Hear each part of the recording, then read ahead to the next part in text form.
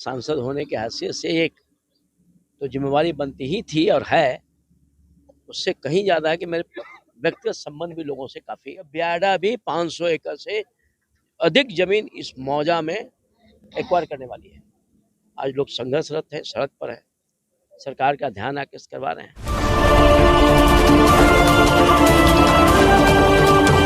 जी नमस्कार, आप देख रहे हैं न्यू 24 नवतपुर और मैं परमिंदर शर्मा। मैं आपको बताते चलूं कि नवतपुर थाना अंतर्गत गोनमा पंचायत में 4 मौजा का किसान जो हैं वो रोड पर आए हुए हैं। उनका कहना है कि जो बिहार सरकार द्वारा बियाडा कंपनी के अंतर्गत जो जमीन मेरा भूमि अधिग्रहण किया जा रहा है वो हम नहीं होने देंगे, क्योंकि जो जब से पेपर में छपा है भूमि अधिग्रहण के लेके बियाडा द्वारा, उस समय से हमारे गांव का 4 मौजा का बेटी का शादी रुक गया है। आखिरकार यह कारण कहने का कारण यह है कि इनका कहना है कि जब से पेपर में छपा है बियाडा कंपनी का अधिग्रहण को लेकर, तो बाहरी जो ग्राहक होते हैं जमीन खरीदने वाले वो अब हमारे गांव में नहीं आते हैं। इस वजह से हमारे यहाँ बेटी का शादी तक ले दिक्कत हो रही है। जैसा कि मैं बता दूं कि इन लोग का और दूसरी कहना है कि यहाँ पे जो जमीन बचा हुआ है वो फसल वाली जमीन है, उपजाऊ मिट्टी है। यहाँ पे हम लोग 3 फसल काटते हैं, इसलिए हम लोग जमीन नहीं देंगे। अगर जमीन बिहार सरकार जबरदस्ती लेती है तो हम लोग जान देने के लिए भी तैयार है। और इसी बीच में आपको मैं बता दूं कि एनडीए से पाटलिपुत्रा के पूर्व सांसद राम कृपाल यादव पहुंचे हैं। तो सबसे पहले हम राम कृपाल यादव से बात करते हैं कि यह जो 4 मौजा के किसान आखिरकार जो आक्रोश में है और रोड पर आए हैं, ये इस पे लेकर क्या कहते हैं।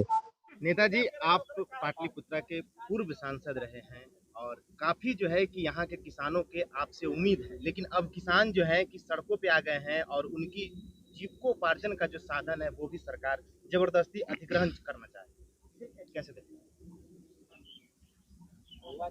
ये टोटल इलाका जो है ना,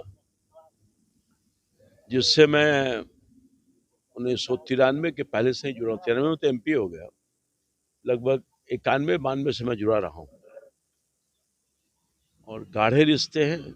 सांसद होने की हैसियत से एक तो जिम्मेवारी बनती ही थी और है, उससे कहीं ज्यादा है कि मेरे व्यक्तिगत संबंध भी लोगों से काफी दिनों से रहा है। तो इस इलाका से मैं बहुत बारीकी से मैं परिचित हूँ इनकी समस्या का। किसान तो वैसे भी परेशान है, जिसकी जमीन है वो भी उपज नहीं करा पाता है। और खासतौर पर इस इलाके में जहां बियाडा 500 एकड़ से अधिक एक साथ जमीन एक्वायर करने की बात कर रही है, तो बहुत ही दिक्कत है। लोगों को घबराहट हो रही है, परेशानी हो रही है, वो रोड पर आ जाएंगे वो लोग।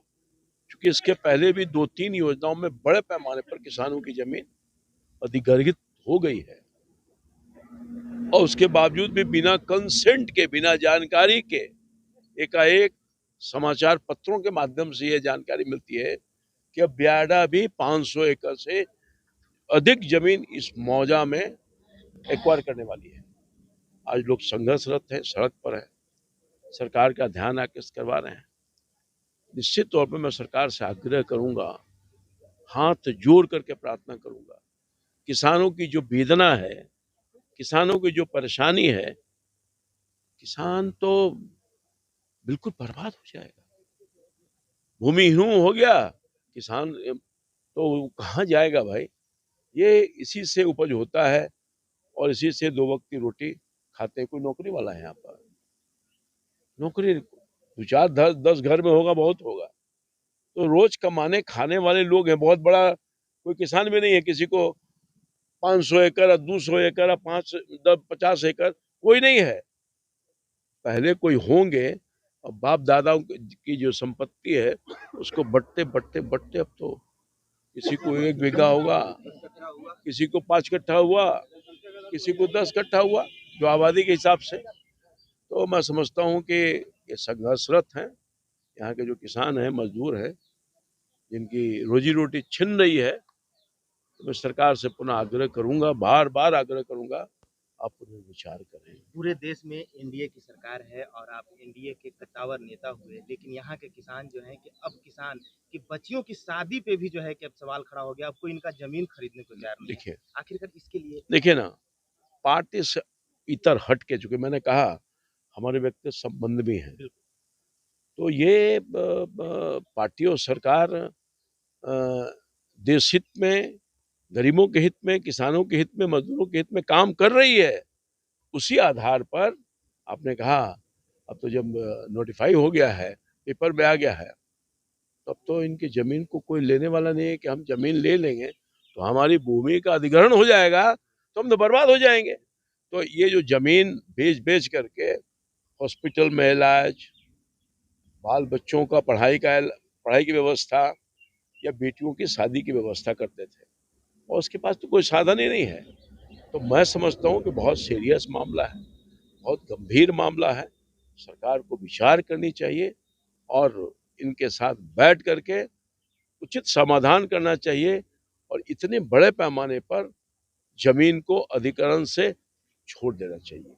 ये मेरा आग्रह होगा सरकार से, और नहीं तो ये लोग गुस्से में हैं, आक्रोश में हैं, परेशानी में हैं। किसानों का आक्रोश इतना है कि किसान कह रहे हैं कि अगर हमारी समस्या का कोई निदान सरकार नहीं सोचती है तो हम इस बार चुनाव ही बहिष्कार कर देंगे। अब तो मरता क्या नहीं करता, जब इनकी जमीन जा रही है, इनके पेट पर लात लग रहा, पीठ पर तो बर्दाश्त कर सकता है लाठी और लात, मगर पेट का लात कोई बर्दाश्त करेगा जी।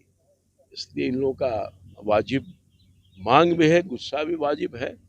मैं सरकार से पुनः आग्रह करूंगा, बार बार आग्रह करूंगा, विचार करिए, इन लोगों के साथ न्याय करिए और मजदूरों को बख्श दीजिए, किसानों को बख्श दीजिए। तो आपने सुना कि रामकृपाल यादव साहब का नाम है कि हम इस जो 4 के 4 मौजा का जमीन जो अधिग्रहण करने की बात आ रही है, इसको लेकर हम सरकार से बार बार गुहार लगाएंगे और सरकार के सामने बार बार बात रखेंगे कि यह जमीन अधिग्रहण न हो, और यहाँ के किसान जो किसान का जमीन है वह उपजाऊ जमीन है, इसको लेकर यहाँ का किसान का जमीन अधिग्रहण नहीं किया जाए। अगर अधिग्रहण किया करना ही है तो जो जमीन बंजर पड़ा हुआ है उस जमीन को आप अधिग्रहण करें, जैसा कि रामकृपाल का कहना है। आप तक मैंने इस वीडियो के माध्यम से खबर रखा। आप अपनी कमेंट अवश्य करें, लाइक शेयर करना भूले। जय हिंद, जय बिहार।